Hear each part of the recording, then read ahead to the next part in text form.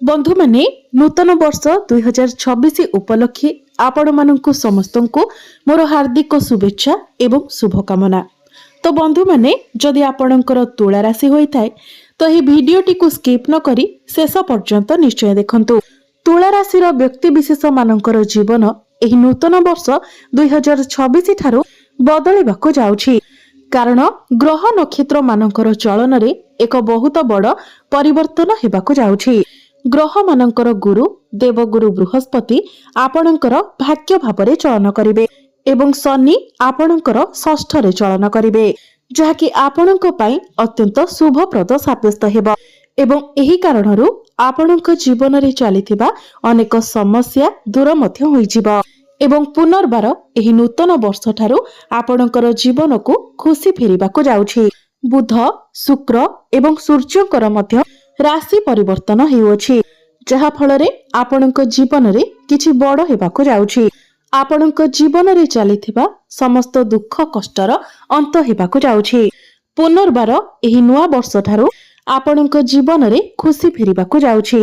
तो आसंतु जानिबा एही नूतन वर्ष 2026 रु आपणक जीवन रे कोन सबु बड़ परिवर्तन हेबाकु जाउछि। तेबे भिडियोटी रे आगो बढ़िबा पूर्वरु जदि आपणकर मध्य तुला राशि होई थाए तो भिडियोटी को लाइक करी चैनल टी को सब्सक्राइब करी दियंतु एवं कमेंट बॉक्स रे भक्ति एवं श्रद्धार सहित जय श्री जगन्नाथ जय मां लक्ष्मी निश्चय। बंधु माने पूर्वरु आपणकर स्वास्थ्य खराब रहुथिला, धन जनित समस्या मध्य देखा देउथिला। आपण ऋण नेइथिले किंतु ऋण सुझिबाकू आपण सक्षम होई पारु नथिले। ऋण करजर भार आपणक उपरे बढ़ी बढ़ी चलीथिला। आपणकर गृह परिवार रे खुशीर वातावरण नथिला। आपणकर शिक्षा क्षेत्र रे समस्या देखा देउथिला। आपणकर अननेसेसरी खर्च हेउथिला। समाज रे आपणकर मान सम्मान नथिला। आपणकू चाकरीटीए प्राप्ति होई पारु नथिला। संतान संतति पई आपण चिंतित थिले। आपणकर व्यापार वाणिज्य रे लॉस हेउथिला। प्रेम जीवन रे मध्य आपणकू सफलता मिली पारु नथिला। तेबे एभली जहा भी किछि समस्या आपणकर जीवन रे लागि रहिथिला ताहा एही नुआ वर्ष ठारू दूर हेबाकु जाउछि। आपणकर जीवन रे पुणी थरे खुशी फेरिबाकु जाउछि। आपणक जीवन रे नूतन सूर्योदय हेबाकु जाउछि। बंधु माने एही नुआ वर्ष रे देवगुरु बृहस्पति आपणकर नवम भाव रे अर्थात आपणकर भाग्य भाव रे चलन करिवे, जहा फलरे आपणकर भाग्य मजबूत बनिबाकु जाउछि। प्रत्येक क्षेत्र रे आपणकू सफलता मिलिबाकु जाउछि। समस्त क्षेत्र रे भाग्य आपणकर साथ देब। अल्प परिश्रम रे आपण अधिक सफलता लाभ करि परिबे। आपण कोनोसी धार्मिक स्थान को यात्रा करि पारंती। कोनोसी विदेश यात्रा दूर स्थान को यात्रा आपण करि पारंती। कोनोसी धार्मिक कार्य रे आपण टंका किछि खर्च करि पारंती। एही नूतन वर्ष रे आपण आपणकर गृह रे कोनोसी शुभ मांगलिक कार्यर आयोजन करि पारंती। आपण किछि बड़ कामर आरंभ करि पारंती। किछि बड़ इन्वेस्टमेंट मध्य आपण करि पारंती, जहा भविष्यत रे आपणकू बहुत बड़ लाभ आनी देबो।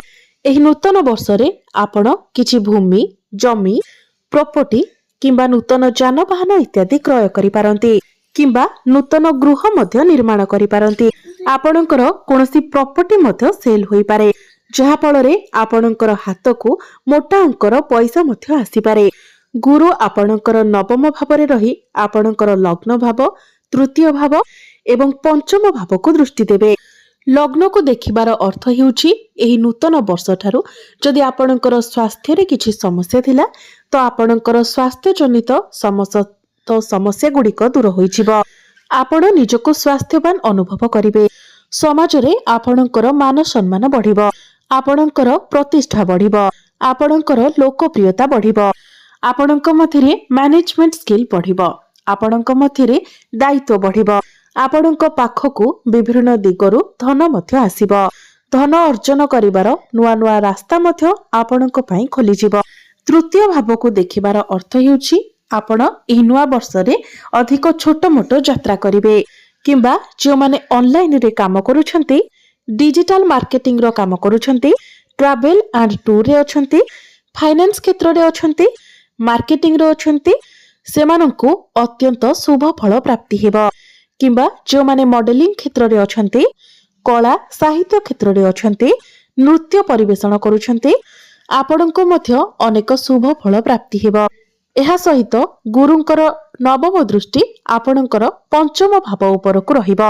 पंचम भावटी होइथाय शिक्षार भाव, संतानर भाव एवं प्रेम जीवनर भाव। एही नूतन वर्ष ठारू आपणको पई सबुठारू बड़ कथा एहा हेउछि आपणको पई एही खुशी खबर अटे जे दंपति माने दीर्घ दिन धरी संतानर आशा रखिथिले सेमानंकु एही नुआ वर्ष ठारू जून मास मध्यरे संतान सुख मिलिबार निश्चित भाबरे संभावना रहुछि एवं जेउ पिला मानकर विवाह होई नाही सेमानकर गृहको विवाह प्रस्ताव मान आसीपारे एवं विवाह मध्य फाइनाल होई पारे। पंचम भावटी आपणकर प्रेम जीवनर भाव होइथाय। तेबे आपणकर प्रेम जीवनरे पूर्वरु जदि किछि समस्या लागि रहुथिला, आर्गुमेंट मनांतर मतांतर लागि रहुथिला तो से सबु दूर होई जिवो। पुनर्बार आपणक मध्यरे कथावार्ता हेबो। जे मानकर ब्रेकअप होई जायथिला तो आपणक मध्यरे पुणी थरे पैचअप होई पारे। जो माने सिंगल अछंती सेमानंकु नूतन पार्टनर मध्य मिली पारंती। कहा सहित संपर्क गढ़ी उठी पारे। आपण आपणकर प्रेम जीवन रे आगकु जीवाकु चेष्टा करिवे। शिक्षा क्षेत्र रे मध्य आपण बहुत अधिक उन्नति एवं प्रगति करिवे। आपणक मध्यरे ज्ञान एवं बुद्धि बढ़िबो। एही वर्ष आपण आपणकर पाठ पढ़ारे किछि ना किछि बड़ करिबाकु चेष्टा करिवे। किंतु राहु आपणकर पंचम भावरे थिबारु समय समय आपणकर मन भ्रमित होई पारे। पाठ पढ़ारु हटी अन्य केउआडे जाई पारे। सेति पई आपण आपणकर पाठ पढ़ारे ध्यान दियंतु। निश्चित भावरे आपणको सफलता प्राप्ति हेबो। बृहस्पति जेहेतु आपणकर नवम भावरे अछंती तो नवम भावटी उच्च शिक्षार भाव होइथाय। आपण उच्च शिक्षा करिबा पई बाहरकु जाई पारंती। मन पसंदर कॉलेज रे आपणकर एडमिशन होई पारे किंबा एही नुआ वर्ष ठारू जदि आपणकर किछि कॉम्पिटिटिव एग्जाम अछि, सरकारी स्तर रे किछि परीक्षा अछि, तेबे सेथिरे आपण सफलता प्राप्ति करिवे। बंधु माने शनि आपणकर षष्ठ रे गोचर करिवे जे कि आपणक पई सबुठारू अधिक जोगकारक ग्रह अटंती। षष्ठ भावटी होइथाय रोग, ऋण एवं शत्रुर भाव। तो पूर्वरु जदि कोनोसी शत्रु आपणकर किछि क्षति करिबा पई चेष्टा करुथिले तो शनि आपणकर षष्ठ भावरे थिबारु आपणकर केही कोनोसी क्षति करि परिबे नाही। समस्त शत्रु मानक ठारू आपणको मुक्ति मिलिबो। पूर्वरु जदि आपण ऋण करजर माया जाल रे फसी रहिथिले तो समस्त ऋण करजरु धीरे धीरे आपणको मुक्ति मिलि जिवो। आपण जदि लोन नेबाकू चाहुथिले आपणकर पाठ पढ़ा पई हेउ, व्यापार वाणिज्य पई हेउ किंबा जानवाहन क्रय करिबा पई हेउ तो आपणको बहुत सहजरे लोन मध्य मिलि जिवो। एवं शनि आपणकर षष्ठ भावरे थिबारु वर्ष आरंभरु जदि आपण किछि कंपिटिशन रे भाग नेउछंती, क्रीडा क्षेत्र रे भाग नेउछंती तेबे आपणको सफलता अवश्य प्राप्ति हेबो। शनि एठारे बसी आपणकर द्वादश भावको दृष्टि देउछंती। एही वर्ष आपण निश्चित भावरे दूर स्थानकु यात्रा करिवे। फॉरेन जिबाकू जेउ माने चाहुथिले सेमानकर इच्छा मध्य पूर्ण हेबो। जेउ माने मेडिकल फील्ड रे काम करूछंती, हॉस्पिटल रे काम करूछंती, विदेश रे रही जेउ माने किछि भी कार्य करूछंती सेमानकु शुभ फल प्राप्ति हेबो। तेबे द्वादश भावटी आपणकर व्ययर मध्य भाव होइथाय। समय समय आपणकर खर्च मध्य होई पारे। सेति पई आपण आपणकर खर्च उपरे नियंत्रण रक्षा करंतु। एही नुआ वर्ष ठारू सूर्य, शुक्र एवं मंगल आपणकर तृतीय भावरे गोचर करिवे जहा फलरे आपणकर साहस पराक्रम बढ़िबो। छोट भाई भौणी मानक सहित आपणकर संपर्क बहुत भल रहिबो। कोनोसी गुप्त स्रोतरु आपणको धन मध्य प्राप्ति हेबो। एही नूतन वर्ष ठारू आपण किछि गुप्त विद्या अध्ययन करि पारंती। जो माने रिसर्च क्षेत्र रे अछंती, साइंटिस्ट अछंती, जो माने ज्योतिष विद्या अध्ययन करिबा पई चाहुछंती सेमानंकु शुभ फल प्राप्ति हेबो। गुरु जेहेतु नवम भावरे अछंती तो क्यारियर रे आपणको अद्भुत पूर्वक सफलता प्राप्ति हेबो। जो माने प्रमोशन रो अपेक्षा रे थिले सेमानंकर प्रमोशन होई जिवो, पदोन्नति होई जिवो। कोनोसी एमएमसी कंपनी रु आपणको जॉब ऑफर मध्य आसी पारे। जो माने दीर्घ दिन धरी चाकरी रो अपेक्षा रे थिले, जो माने बेरोजगार थिले एही वर्ष सेमानंको नूतन चाकरी मध्य प्राप्ति होई पारे। तेणु आपण निज तरफरु चेष्टा जारी रखंतु। आपणको पाखकु नुआ नुआ काम आसीबो। आपणको उपरे दायित्व बढ़िबो। कर्म क्षेत्र में आपणको बहुत अधिक सफलता प्राप्ति हेब। गुरु आपणकर नवम भाव समय समय आपणको आकस्मिक धन लाभ मध्य होई पारे।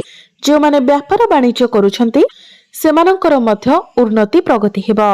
आपणको पाखकु नुआ नुआ ग्राहक आसीबे, कस्टमर आसीबे। आपण किछि नुआ पार्टनरशिप बिजनेस मध्य आरंभ करि पारंती। आपणको वैवाहिक सुख प्राप्ति हेबा सहित पारिवारिक सुख मध्य आपणको प्राप्ति हेब। आपणकर डेली इनकम बढ़िबो। आपणकर फाइनेंशियल ग्रोथ हेब।